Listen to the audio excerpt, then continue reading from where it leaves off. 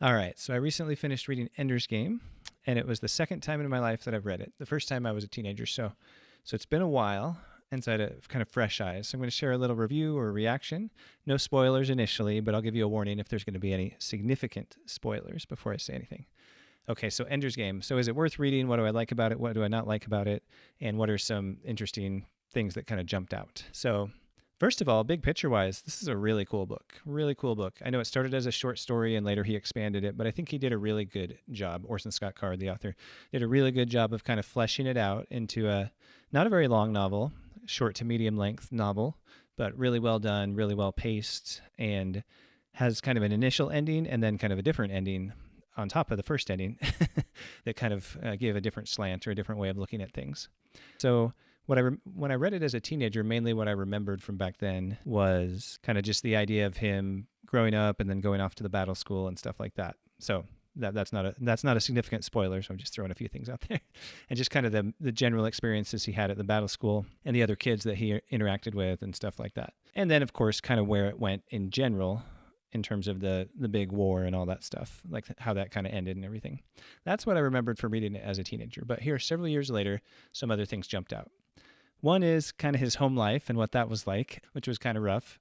And then the battle school, getting back into those details and thinking about how he was kind of learning strategy and things like that, and just kind of how that all progressed was very interesting to read with kind of fresh eyes. And then now I'll get into some mild spoilers and then eventually significant spoilers. So you want to tune out if you're worried about that. So when it came to being at the battle school and kind of working up through the different challenges and the different obstacles, I think that was really cool because there was all these different kind of situations where you had to try something really different, try something new, think quickly. And so that was an interesting kind of foreshadowing of the alien war coming later against the buggers. The mystery surrounding the war against the buggers is kind of an interesting thing about this whole thing because they have limited footage, a lot of it's propaganda, whatever.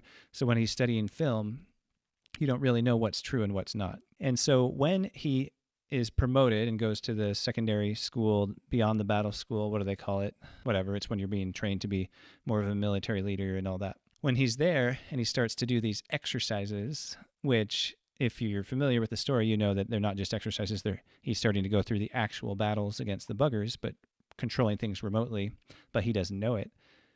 One thing that's really cool about that is that because he doesn't know it's real, he's able to take risks. He's able to take a lot of risks and just try stuff and just kind of fly by the seat of his pants. And with the creativity and the risk taking, he's ultimately able to win. So, spoiler alert, I already gave you. And then we get into that's the first ending, is the fact that he wins, and he and his fellow, commanders or whatever are very mentally and physically fatigued, and then things are happening on Earth because his siblings, Peter and Valentine, had been, working on some different stuff related to the government structure and this and that. And then Ender and Valentine go off to one of the bugger worlds to create a settlement and all that stuff. But the kind of secondary ending, which I did not remember from reading it as a teenager, was the part where he becomes the speaker for the dead, the title of a later book, but it's also the title of the last chapter of this book. So he becomes the speaker for the dead and kind of learns about the buggers, as they're called, the slang term, or the Formics, as they're later called in some, like in the movie and maybe a later version of the book or something. He learns more about them and kind of what their motivations were, and that they weren't really trying to kill the humans, but they just didn't understand the situation.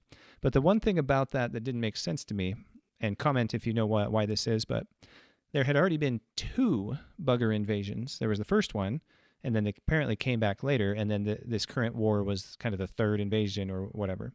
So if the buggers were so innocent, why had they already invaded a second time prior to this?